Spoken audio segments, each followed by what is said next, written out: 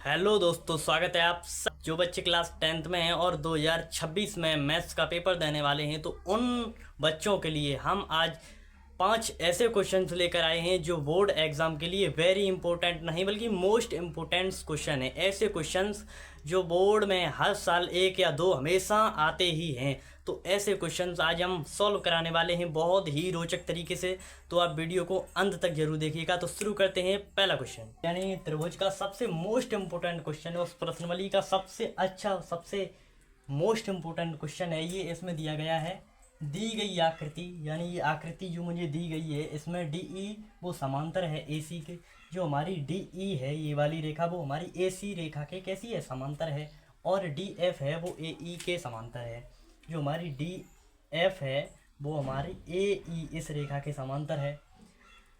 सिद्ध कीजिए कि बी एफ बटा एफ ई, मुझे सिद्ध करना है बी एफ बटा एफ ई, बी एफ बटा एफ ई बराबर बी ई बटा ई सी बराबर बी ई बटा ई सी। ये मुझे सिद्ध करना है। मुझे सिद्ध करना है बी एफ बटा एफ ई इसके बराबर में बी ई बटा ई सी। ये मुझे क्या करना है, सिद्ध करना है हमारा। तो सबसे पहले हम देखेंगे मुझे क्या क्या दिया गया है इस क्वेश्चन में। तो यहाँ पर दिया है मुझे क्या क्या दिया गया है, वो हमें डी ई वो ए सी के समांतर दिया गया है। जो डी ई रेखा है वो हमें ए सी के समांतर दी गई है। और कॉमा करके लिख देते हैं यहाँ पर हमें डी एफ वो समांतर किसके दी गई है, ए ई के। ए ई यानी डी एफ रेखा है वो ए ई के कैसी है, समांतर दी गई है। तो अब हमें यहाँ पर क्या लिखेंगे, सिद्ध करना है। मुझे क्या सिद्ध करना है, सिद्ध क्या करना है मुझे क्वेश्चन में दिया गया है, सिद्ध करना है। मुझे क्या सिद्ध करना है जी, मुझे सिद्ध करना है बी एफ बटा एफ ई बराबर बी ई बटा ई सी। ये मुझे क्या करना है, ये मुझे सिद्ध करना है। अब यहाँ पर हेडिंग मेरी डलेगी क्या, उपपत्ति, यानी मैं कैसे इसे सिद्ध करते हैं।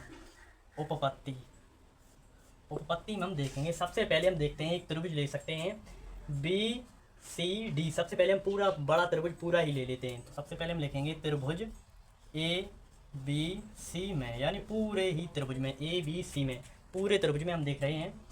तो इसकी एक भुजा जो है इसके समांतर मुझे डी ई दिया गया है। इसमें कहा गया है डी ई है वो हमारी ए सी के समांतर है। तो मैंने जब ये पूरा त्रिभुज लिया है इसकी जो एक भुजा है इसके समांतर एक भुजा दी हुई है।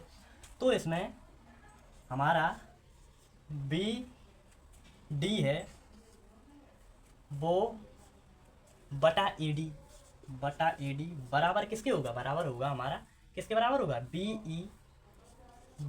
ई बटा ई सी, बी ई बटा ई सी। ये क्यों बराबर होगा, ये होगा थेल्स प्रमेय से। यहाँ पर क्या लिख देते हैं हम, थेल्स प्रमेय से। ये हमारा थेल्स प्रमेय से बराबर होता है। जब किसी त्रिभुज में कोई एक भुजा किसी भुजा के समांतर होती है तो उसमें बनने वाले अनुपात कैसे होते हैं, बनने वाले अनुपात हमेशा बराबर होते हैं। तो हमने लिख लिया, इसे हम मान लेते हैं समीकरण 1।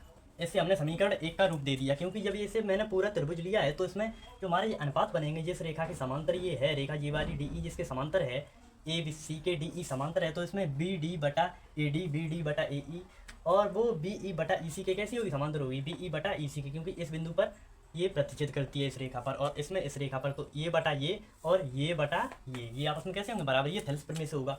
अब हम त्रिभुज कौन सा लेते हैं, अब हम त्रिभुज ये छोटा वाला लेते हैं ए बी ई, यानी ये वाला इतना त्रिभुज ए बी ई, इस त्रिभुज में ए बी ई में। तो अब इसमें भी हम वही करेंगे। अब यहाँ पर हम देखेंगे कि इसके समांतर यानी डी एफ, मुझे डी एफ समांतर ए ई दिया गया है, डी एफ समांतर ए ई। जब हमने त्रिभुज ए बी ई लिया है, मैंने ए बी ई जब ये त्रिभुज लिया गया है तो इसकी एक भुजा है इस त्रिभुज की, ये भुजा वो इस भुजा के समांतर है, डी एफ के समांतर दिया गया है। तो हम यहाँ पर लिख सकते हैं बी डी बटा ए डी बराबर किसके लिख सकते हैं, बी एफ बटा ई एफ। ये हम किससे लिख रहे हैं, ये थेल्स प्रमेय से, थेल्स प्रमेय से। ये हमने लिख दिया किससे, क्योंकि ये मैंने थेल्स प्रमेय से लिया गया है। तो अब हम यहाँ समीकरण 2 बना देंगे। समीकरण कौन सी मान ली, समीकरण हमने ये 2 मान ली। तो अब हम देख सकते हैं कि समीकरण 1 हम यहाँ पर लिख देंगे, समीकरण 1 व समीकरण दो से। समीकरण एक हमारा ये रहा, समीकरण दो हमारा ये रहा। तो आप इसमें देख सकते हो कि इन दोनों में कौन सी साइड हमारी बराबर है। तो हम देखें अगर तो बी डी बटा ए डी और इसमें भी बी डी बटा ए डी, यानी लेफ्ट हैंड दोनों समीकरणों का कैसा है, बराबर है। तो राइट हैंड भी कैसा होगा, बराबर होगा। समीकरणों का लेफ्ट हैंड हमारा बराबर है। इसमें भी, इस समीकरण में भी बी डी बटा ए डी है और इस समीकरण में भी बी डी बटा ए डी है। तो आपस में कैसे हैं, ये बराबर हैं। तो इसके राइट हैंड साइड भी बराबर होंगे। तो यहाँ पर हम लिख देंगे बी ई बटा सी ई, वो किसके बराबर होगा, वो बराबर होगा बी एफ बटा ई एफ। अब हम देख सकते हैं कि यही मुझे सिद्ध करने के लिए बोला गया था, बी एफ बटा ई एफ। यहाँ पर लिख देते हैं बी एफ ये रहा और ई एफ ये रहा, और बी ई बटा सी ई और सी ई ये रहा। अब यहाँ पर हम लिख देते हैं हैंस प्रूव्ड। ये हमने क्या कर दिया, सिद्ध, हैंस प्रूव्ड। हमने क्या लिख दिया, हैंस प्रूव्ड, यानी ये सिद्ध हो गया। अब जब मैंने दो त्रिभुज ले लिए, एक पूरा बड़ा वाला फिर एक ए बी ई वाला, तो इन दोनों की जो इन त्रिभुजों में, दोनों त्रिभुज मैंने लिए गए, इन दोनों त्रिभुजों में जो एक भुजा समांतर है और इस भुजा के समांतर दूसरी भुजा जो है, उसके जो दोनों भुजाओं से टच हो रही है, उनके जो बिंदु हैं वहाँ से बने अनुपात इन दोनों में बराबर होंगे और इनमें जो समीकरणें बनी हैं वो बराबर होंगी लेफ्ट हैंड के, तो राइट हैंड भी आपस में बराबर होंगे, इसलिए हमारा ये सिद्ध हो गया। तो ये हमारा बहुत ही इंपॉर्टेंट क्वेश्चन था, बहुत ही एग्जाम के लिए, एग्जाम ओरिएंटेड बहुत ही मस्त क्वेश्चन, बहुत ही ज़बरदस्त क्वेश्चन था ये।